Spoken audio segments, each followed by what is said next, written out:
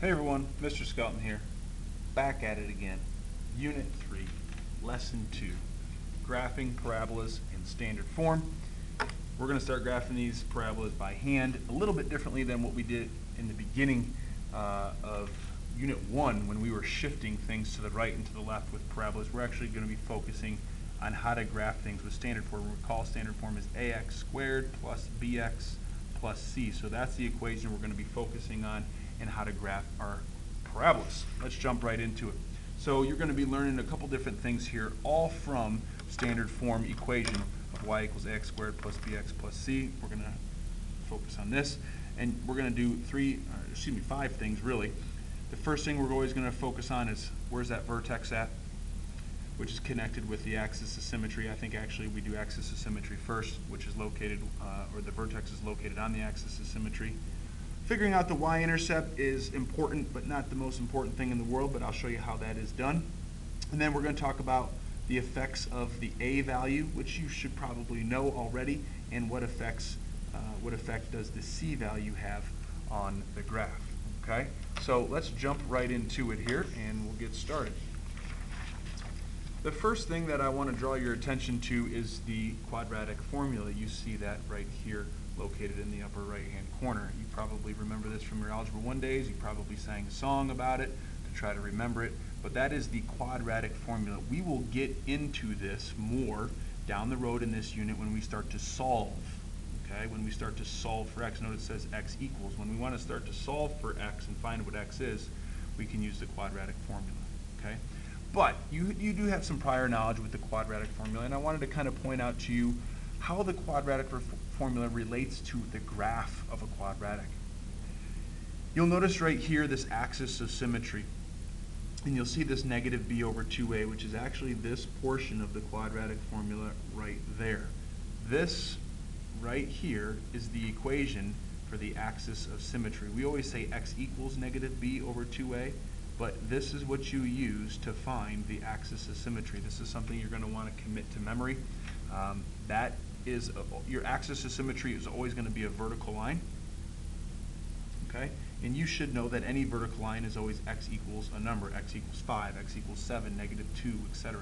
So that's why it's x equals negative b over 2a.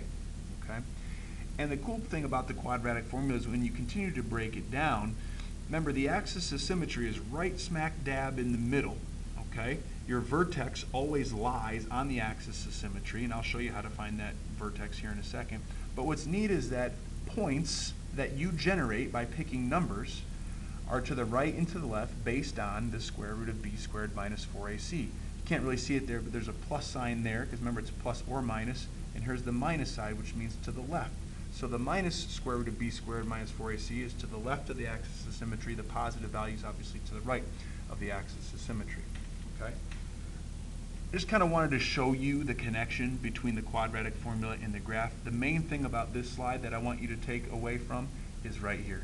The axis of symmetry is negative b over 2a. Okay, let's jump right into how we graph these things and show you some examples.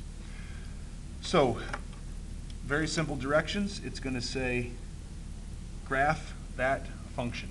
You're going to look at it. The first thing you should notice is that it's a quadratic, so you know it's going to be a parabola. Okay? I always evaluate this a couple different ways. I always say, what is it? It's a quadratic. What is it going to look like? It's going to look like a parabola. Now, is this parabola going to open up or down? We talked about in the first slide about the a value. This a value has an a value of 1. And since that a value is positive, you know that this parabola is going to open up. If your a value is negative, if this is y equals negative x squared, then your a value would open down. So if your a value is positive, it's going to open up. If your a value is negative, then you know it's going to be a frowny face. And you probably already know that already. So first thing we want to do when we're graphing a quadratic that's in standard form is we want to find the axis of symmetry. So how do we do that? Well, it's x equals negative b over 2a. Another thing that I like to do on these is I always write my a, b, and c values right underneath the equation so that I have my a, b, and c values visually presented to me. So when I find the axis of symmetry here, it's x equals negative b. Now, in this case, my b value is negative, so it's going to be negative 4 over 2 times 1. Well, what's negative 4? Positive 4. Positive 4 over 2 is 2. So my axis of symmetry is x equals 2. That is we usually use a dotted line, and that's right there at x equals 2. That's your axis of symmetry. The next thing we want to do is find the vertex. Now, you've heard me say a couple times that your vertex is always going to be on this axis of symmetry. So what's the x-coordinate of your vertex always going to be? Your x-coordinate of the vertex is always going to be what the equation is to the axis of symmetry. If your point is somewhere on this line, if I pick the point here, here, here, here, here, here, my x value is always 2. So how do we find our y value? We plug it back in to our original equation. So it looks like this. Slide this over just a little bit so I don't run out of space. It'd be y equals 2 squared minus 4 times 2 plus 3. That's 4 minus 8 plus 3. Negative 4 plus 3 is negative 1. So y equals negative 1. So my vertex is 2, negative 1. And I put my vertex right there. Okay? Now, this says, is this vertex a maximum or a minimum? Well, we know what our a value is. It's a 1 and it's positive, so we know this parabola is going to open up, right?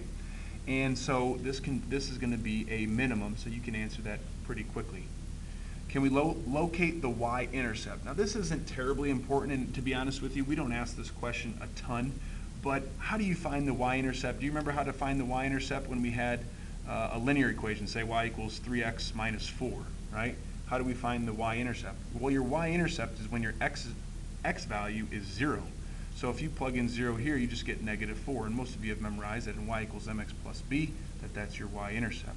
The constant, if you look at this quadratic equation, if I plug in a 0 for x, just like I did here, I'm going to get 3. So my y-intercept is going to be 0, 3. Again, not the most important thing, but you know that that parabola is going to open this way. Now, can we find at least 5 points on the graph? I don't mess with this too much in terms of getting 5 points. It is nice to have 5 because you'll be really accurate. Usually, a lot of times, I'll just take 3 from you and call it a day. Now, I do want to point out something that's important to you. This vertex here, which is 2, negative 1, you'll notice I put it in the middle. Okay, now you don't have to do it this way, but the x values that we want to pick need to come from the right and to the left. Remember, this is your x-axis. So when I have this point right here, I want to pick like x equals 3, which is the number just to the right, and like x equals 1, which is the number just to the left.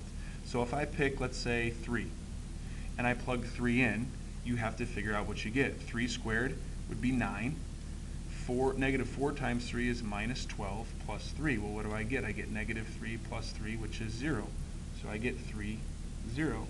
Now, remember what symmetry means. It means the same on both sides. So if one unit to the right is up 1, then one unit to the left should be up 1. So there's my 2 points. Okay.